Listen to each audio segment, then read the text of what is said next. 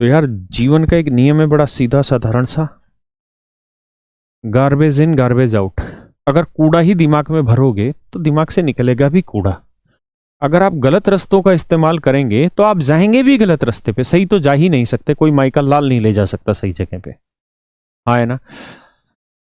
ये मेरी कहावत नहीं है, मतलब इतने सालों का बड़े बुजुर्गों का एक्सपीरियंस है कि भाई कूड़ा डालोगे दिमाग में तो कूड़ा ही आएगा। गलत तरीका अपनाओगे तो गलत तरीका ही लेके जाएगा, जीवन में गलत ही रास्ते पर लेके जाएगा।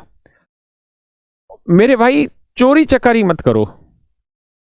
नहीं है तो अरेंज करो। अब आप कहें जी आप कैसी बात कर रहे हैं कि नहीं है तो अरेंज करो। मेरे बच्चों, मेरे पास एक लड़का आता था कादिर करके। मैं आपको 2 ही मिनट बस कहानी बता रहा हूं, फिर उसका सवाल पे आऊंगा। अभी भी है वो बच्चा, और कादिर खान वान कुछ नाम होगा आगे, मुस्लिम बच्चा था वो। तो मैं पढ़ाता था, आज से करीबन 2 साल पहले की बात है। अब उसका शायद सिलेक्शन भी हो गया, इनकम टैक्स इंस्पेक्टर है वो। तो मेरे प्यारे बच्चों, कहानी ये थी कि वो बच्चा साइकिल पे आता था और साइकिल पे सफेदी के बहुत सारे दाग पड़े हुए थे। मैं जैसे क्लास में घुस रहा था वो मुझे वहीं पे मिल गया।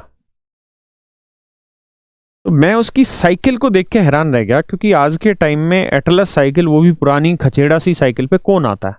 कोई नहीं आता। क्यों? क्योंकि हर आदमी माँ बाप की कमाई पे जी रहा है, और माँ बाप की कमाई को अपनी कमाई समझ के अपनी औकात को ऊपर उठा लेता है। तो बहुत क्या मतलब, मैंने आज तक उसी बच्चे को देखा है, या एक आध कोई और बच्चा होगा, नहीं तो 99.99% स्टूडेंट ऐसा मिला है जो अपनी तौहीन समझता है साइकिल पे कोचिंग पे आने में मुखर्जी नगर। तो यार, मैंने उस बच्चे को देखा और वो बच्चा बड़ा दयनीय सी स्थिति में था। सुबह का बैच था 8 बजे। मैं भी वहीं पे पहुंचा। तो मैंने उस बच्चे को देखा यार, देख के मेरे को बड़ा बुरा सा महसूस हुआ कि यार ये बच्चा तो सच में कोई ना कोई दिक्कत में है, तभी ये इतनी साइकिल पे आ रहा, और दाग वाग से है। और बच्चा थोड़ा सा मतलब साफ सुंदर सा दिखाई नहीं दे रहा था। साफ सुंदर का मतलब ये नहीं कि रूप का, साफ सुंदर का मतलब नहाया धोया उस टाइप का नहीं दिख रहा था। मैंने बात करी, मैंने कहा बेटा क्या क्या काम करता है? तो फिर उससे बात हुई 5-1 मिनट। तो पूरी कहानी मैंने पूछी कि ऐसा क्या है कि बेटा तू ऐसी अवस्था में। तो उसने बताया कि मेरे फादर साहब, शायद उसने कुछ ऐसा बताया कि माँ बाप में से कोई होगा नहीं, और चाचा ताऊ वगैरह जो होते हैं उन्होंने मुझे पाला पोसा है। तो अब मैं अपने भाई को, छोटे भाई को दिल्ली लेके आ गया हूँ मुखर्जी नगर। तो अब मैं खुद कोचिंग कर रहा हूँ और छोटे भाई को स्कूल में पढ़ा रहा हूँ मुखर्जी नगर में। तो खर्चा पानी कैसे चलता है? तो सर 1 रुपए की कोई मदद नहीं करता। तो सुबह उठ के मैं अखबार बांट के आता हूँ, और पूरे दिन में सफेदी करता हूँ। सफेदी जो मजदूरी होती है ना, पेंट वेंट वाला काम, ये काम करता हूँ। और ये काम करके फिर मैं इतना धन धान्य जुटाता हूँ मजदूरी वगैरह करके या बाकी सारा काम करके, कि मेरे पास इतना पैसा आ जाता है कि मैं खुद की रोटी खा लेता हूँ, और आपकी फीस भर दी मैंने, और अपने भाई को भी स्कूल पढ़ा रहा हूँ, और साइकिल पे आ रहा हूँ बच्चा। मैंने यार, मतलब बड़ा मैं उस चीज में बड़ा ही परेशान हुआ कि यार इतना कष्ट भी किसी को क्यों दे भगवान, अगर कोई बच्चा पढ़ना चाह रहा है। फिर हमने उसको एक दूसरा ट्रैक दिया कि पढ़ाई के साथ साथ ये काम मत कर, दूसरे तरीके से हम तुझे कहीं ना कहीं हेल्प कराएंगे, तू ये काम करता रहे पढ़ाई से रिलेटेड ही। मेरे प्यारे बच्चों, उस दिन मैंने एक चीज ये सीखी कि अगर आप गरीब हैं, अगर आप गरीब हैं और आप पढ़ना चाहते हैं, तो आप ये बहाना नहीं बना सकते कि मैं गरीब हूं इसलिए मैं चोरी करके पढ़ूंगा क्योंकि मैं गरीब हूं।